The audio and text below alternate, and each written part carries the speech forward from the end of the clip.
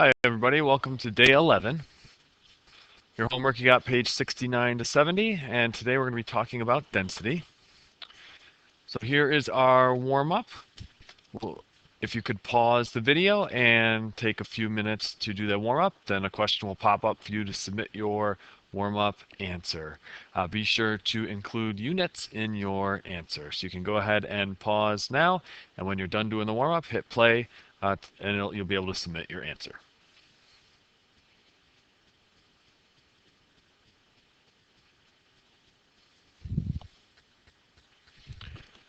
All right, so we want to do the volume of the cube minus the volume of the cylinder. So volume of the cube minus volume of the cylinder.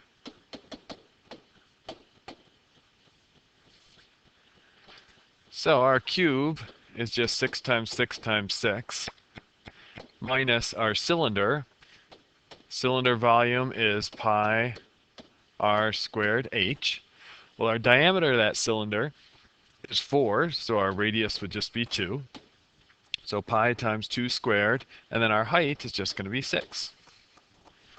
So this would end up giving us 216 minus 24 pi.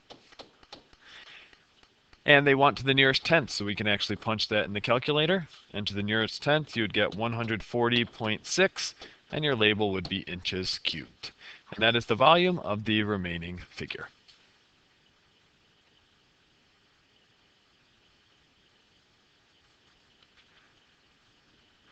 So moving over to your homework. If you've got a sphere, so say like a tennis ball, no matter where you slice it, you're going to get a circle. If you have a right triangle, like the one shown, if you spin it around the line there, it will create a cone. A rectangle if spun around will create a cylinder. That's another common one we'll see.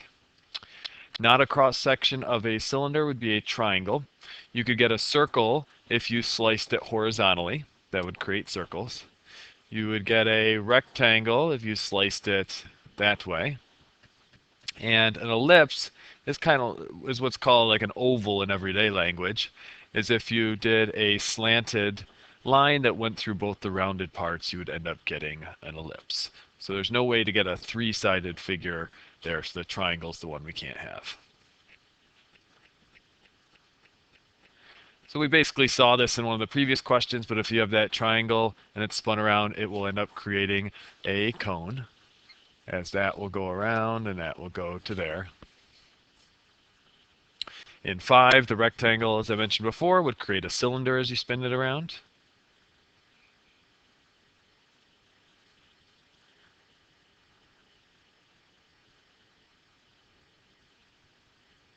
So even though the shape of their bases are different, Cavalieri's principle could apply if the area of the bases was the same. So shape does not matter, it is what the calculated area is. And there are dimensions that could cause a circle's area to be the same as a square's area. For example, imagine this circle on the bottom. Imagine it had a radius of 1. So we'd have pi times 1 squared, or in other words, pi for the area of the base. Well, imagine in the square's bottom it was square root of pi for each. Well, square root of pi times square root of pi is just pi. And then if they have the same height, then Cavalieri's principle would work there. So it doesn't matter that their shapes are different. It's if their areas are the same or not.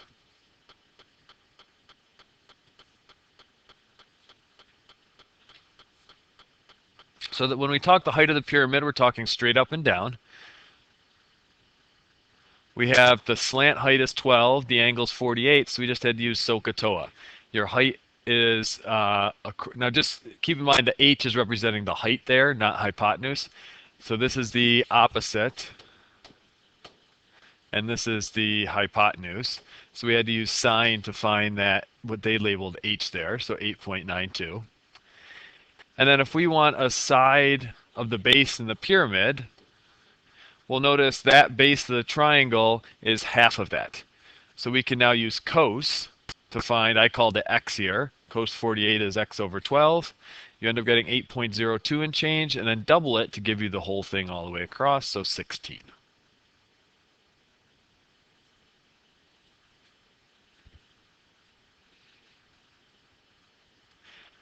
Okay, this basically is what I was pointing out on the other one. So we have a radius of 5, so you have 25 pi for the area of your cylinder, and then 5 square root of pi times 5 square root of pi. Well, 5 times 5 is 25. Square root of pi times square root of pi is pi, so the areas of their bases are the same. So by Cavalari's principle, if the areas of the bases are the same, then their heights are the same, so therefore the volumes must be the same. In 9, the areas of the faces of each quarter are the same height for the stack, so by Cavalari's principle, the volumes must be equal.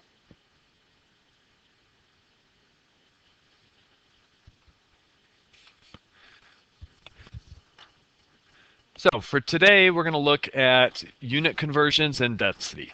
So first off, unit conversions. When you look at the metric system, the prefixes are kilo, hecto, deca. Then you've got your basic units, so liter, gram, meters, and then deci, centi, and milli. So kilo is the largest, milli is the smallest. Some different ways that you can remember these. So there's a phrase there, King Henry died by drinking chocolate milk.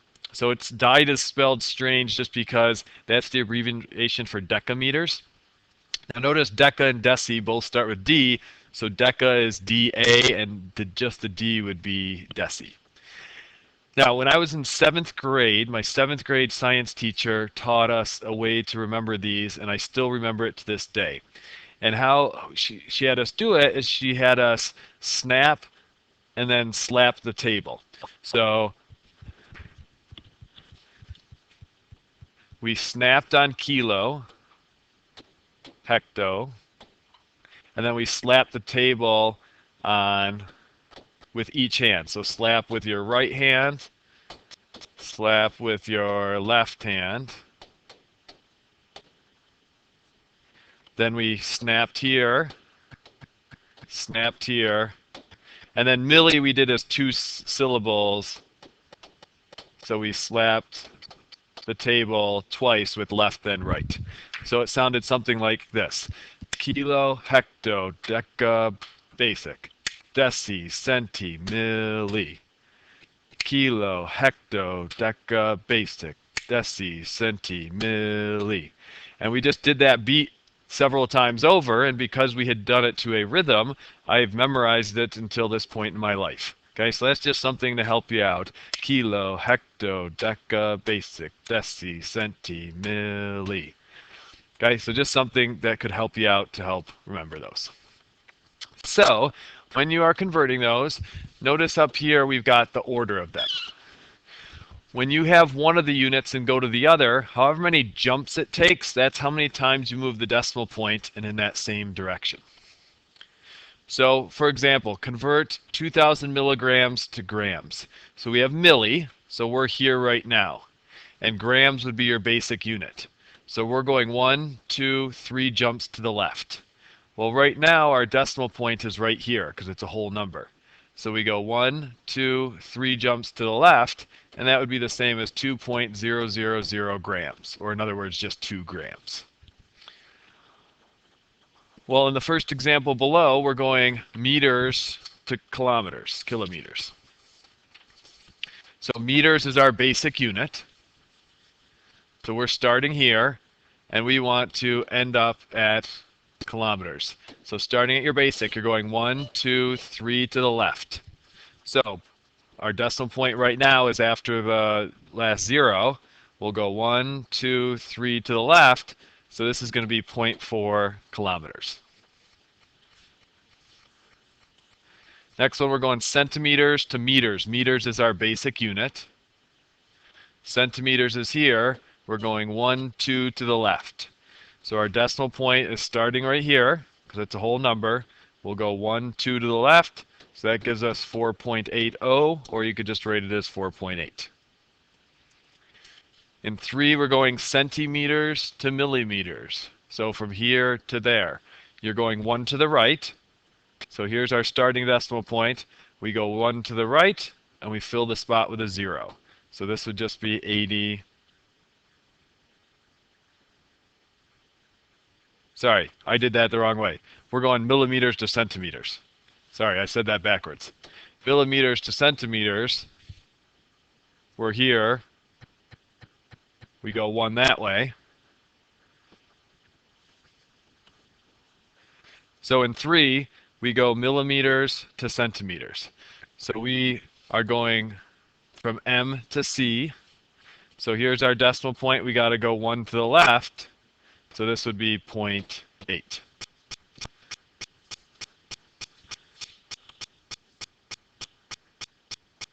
So 4, we're going 5 liters to milliliters. So liters is our basic unit. We want to go to milliliters, 1, 2, 3 to the right. So here's our decimal point currently. Go 1, 2, 3 to the right, and we just fill the spots in with zeros. So that's 5,000 milliliters. Next, we want to go milligrams to grams. So grams is our basic unit. We're at milli, we go 1, 2, 3 to the left. So here's our decimal point. We go 1, 2, 3 to the left, so we have 0.12 grams. And kiloliters to decagrams. So we're starting here. Decagrams is 2 to the right. So we'll just move our decimal 2 to the right. We're at 9.4 now. Go 1, 2 to the right. Add in your 0, and we've got 940. I think I might have said grams before. We have liters, decaliters. So kiloliters to decaliters. So that's the first part of our topic for today, the conversions, kind of a small thing. The other thing we're going to spend a lot of time on is density. So density is a ratio of mass to volume. Now, that's the main density thing. You also could look at like people or something like that, and that's when you do like population density, so like people per square mile. So some different examples, you could find the number of rabbits that are within a square mile. You can find the number of bushes that are harvested per acre, number of eruptions of a volcano per square mile. So notice they all have the word per there, and per means divide. The thing that comes before it is what goes on top of the division. The thing that goes on bottom is what goes on the bottom of the division. So density is done by dividing, and the units tell you what you're dividing. So our density is going to be the mass unit divided by the volume unit. So mass units are things like grams, kilograms, could be milligrams. Volume will always be something cubed. It'll be some unit raised to the third. That's how you can recognize the volume. So we have a rock with a volume of 15 centimeters cubed and a mass of 40 grams. What's the density?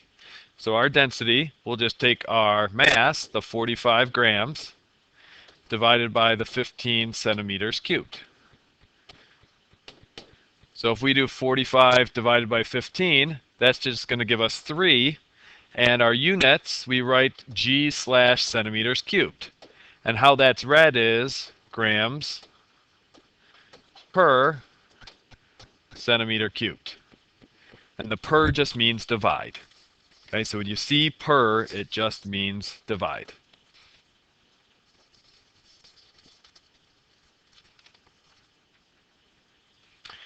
All right, if we go over to the next one, we've got a solid gold statue, and its volume can be approximated with 1,000 centimeters cubed. And we want to find and we're told that the density of gold is about 20 grams per centimeter cubed. And what is the mass? Well, we know density is equal to mass divided by volume. They told us the density is 20 grams per centimeter cubed. The mass we don't know. But we know the volume is 1,000 centimeters cubed. Well, because this is grams per centimeter cubed, our answer we're going to get will just be a grams. So we've got 20 equals the mass over 1,000. We can put the 20 over 1 and just cross multiply. 1 times m is m. 20 times 1,000 just gives us 20,000 and grams. Now on these, always be on the lookout for changes that need to be made in units. Like if they give you grams but they want kilograms, or they give you centimeters and they want meters. So just be on the lookout for that.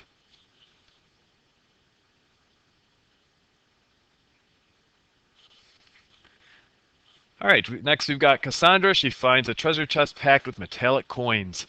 They give us the volume of the chest. The coins have a combined mass of 2,625 kilograms, and she hopes to find gold. So she calculates the density to see what type of coin it is. Well, the density is equal to the mass divided by the volume. So our density will be 2,625 kilograms divided by our volume of 0.25 meters cubed. Just looking at our units, notice they're all kilograms per meters cubed, so that's good that that matches up. So in our calculator, we would just want to divide those two things. The 2,625 divided by 0.25, and we'll give you a moment to divide those.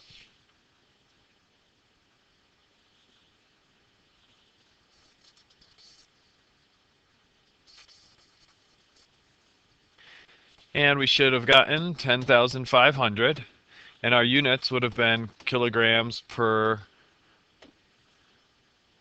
meter cubed. Notice here that matches with silver. So unfortunately for Cassandra, they are not gold. They are silver.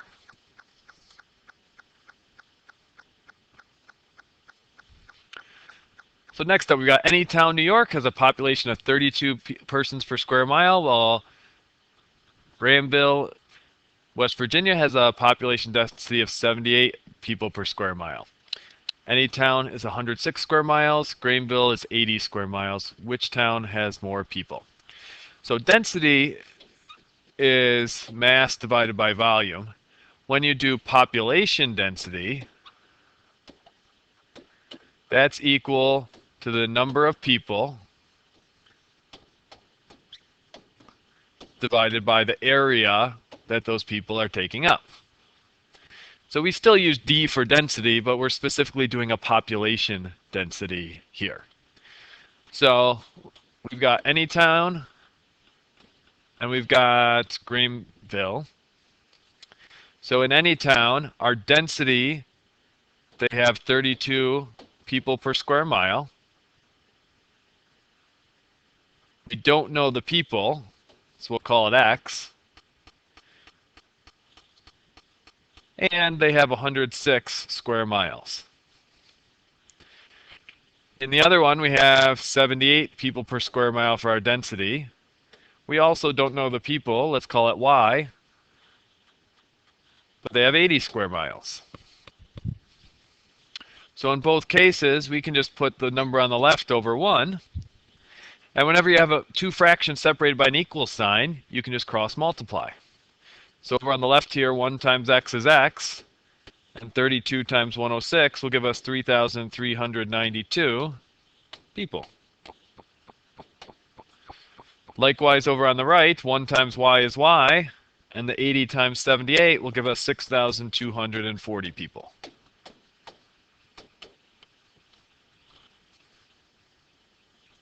The question specifically asked, which town had the most people and how many more does it have? Well, it's pretty clear right now that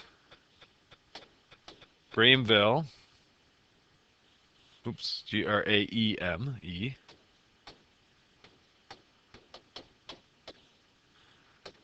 has, let's leave a blank, and we'll say more people. So we have to still figure out how many more people, and we can do that just by subtracting. So we can do the 6,240 minus the 3,392.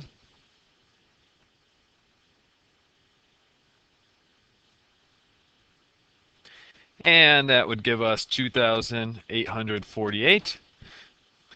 So they have 2,848 more people. So if you're doing density of a material, it's mass divided by volume. But if you're doing population density, it's the number of people divided by the area that they are taking up.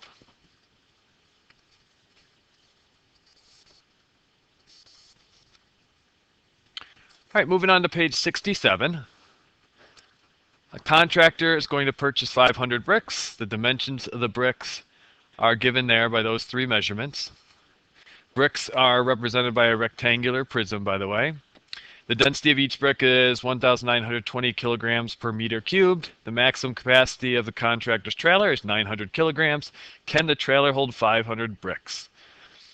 The first thing I want to jump out to you is that our density is in kilograms per meters cubed, and we've got our measurements in centimeters. So if we look back at our conversions from before, we want meters cubed, our base unit, and we're at centimeters right now. So we have to move each of those two to the left.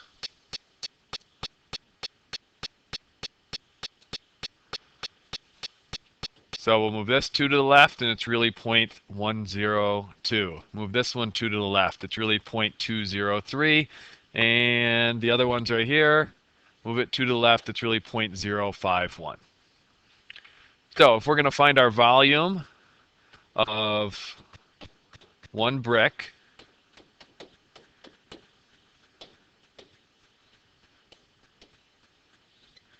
there's roughly a brick. So our three dimensions, we have 0.051 meters, 0.102 meters, and 0.203 meters. To find that volume, we'll just multiply those together.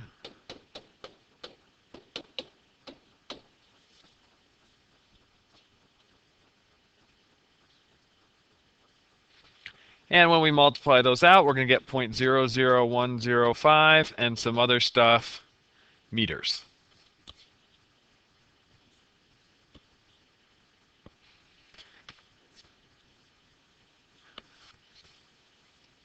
So just to show you that other stuff out, we had 0.051 times 0.102 times 0.203. So there's that all the way out. That is our volume that we have. Oh, so sorry, that wasn't meters. That was meters cubed because it was the volume.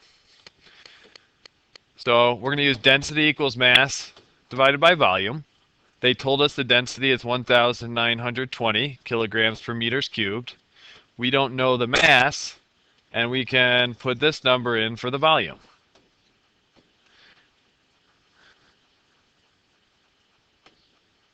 So that was 0.00105 and some other stuff. Let's cross multiply. 1 times mass is just mass. And we'll have to do that long number we had times 1,920. So we can just do times, and it'll automatically give us our answer, 1,920. So we get 2.02 and change. We don't want to round until the very end, so we have 2.02 and some other stuff, and our units was kilograms. And this is for one brick.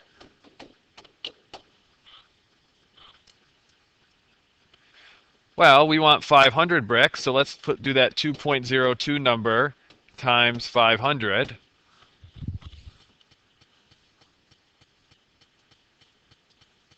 So that gives us 1,013 and change. So 500 bricks, the mass was 1,013.7 and some other stuff kilograms. And we want to know if the contractor's truck can hold that. Well, no, because they said they can only hold 900 kilograms. So we'll say no. The mass of 500 bricks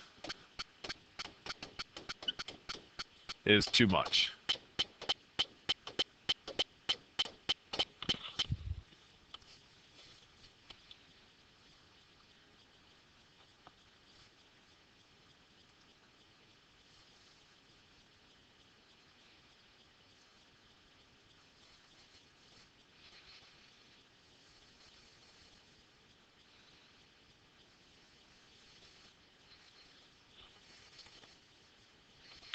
All right, moving down to the bottom, we have trees that are cut down, are stripped of their branches for timber, and they're approximately cylindrical. So think of like a telephone pole or something. A timber company specializes in a certain type of tree that has a diameter of 50 centimeters and a typical height of about 10 meters. The density of the wood is 380 kilograms per cubic meter. So we should have a red flag right now. Kilograms per cubic meter. This one's meters, so that's okay, but that one was centimeters. So we've got to move that over twice, and that's the same as saying 0.5 meters. Because we want our units to always be consistent, so always be on the lookout for that. The wood can be sold for $4.75 per kilogram. Determine and state the minimum number of whole trees that must be sold to raise at least $50,000. So they gave us a density in kilograms per cubic meter. So let's find what the volume is of each cylindrical tree trunk. They told us the diameter was 0.5 meters. So that means our radius is 0.25 meters. And the height they told us was 10 meters. So our volume of a cylinder is our area of the base, the circle, times the height. So we've got pi times 0.5 squared times the height of 10.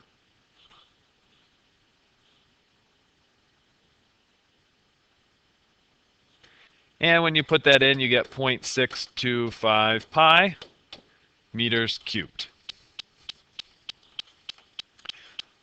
Well, we know density is equal to mass divided by volume.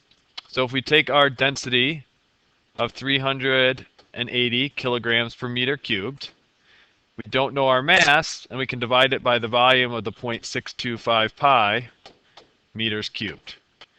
Now keep in mind, this is going to end up being a kilograms when we solve in order to be consistent with our units.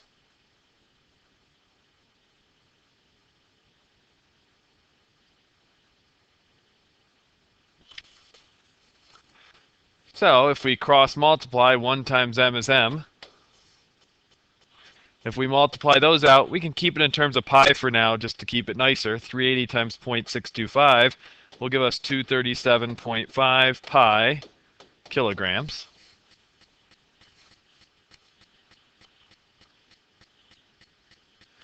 And we make 475 per kilogram. So we've got 237.5 pi kilograms times 475. Per means divide, so per 1 kilogram. Notice our kilogram units will divide out, and when we multiply that, that'll just give us $. So if we, this time, let's put the pi in. If we do 237.5 pi times the 4.75, that's going to give us 3,544.109 and some other stuff dollars. And that's for each tree.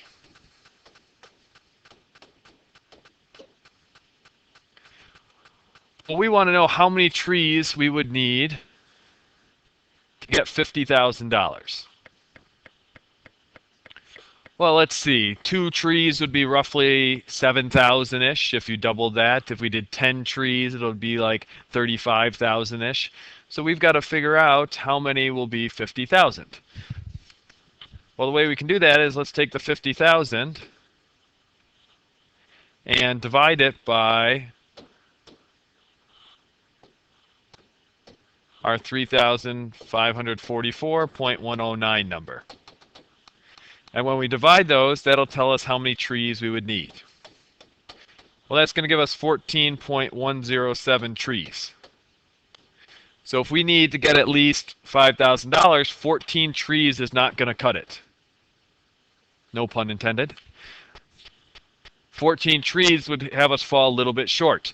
So in order to have enough, we would have to have 15 whole trees. So that would be considered a challenging version of these types of questions, especially because you had to convert the units in the beginning. But always be on the lookout for that, having to move your decimal point potentially based on the units that they gave you. That's it for this video. So you've got page 69 and 70 for your homework. And feel free to come to office hours if you had questions on anything.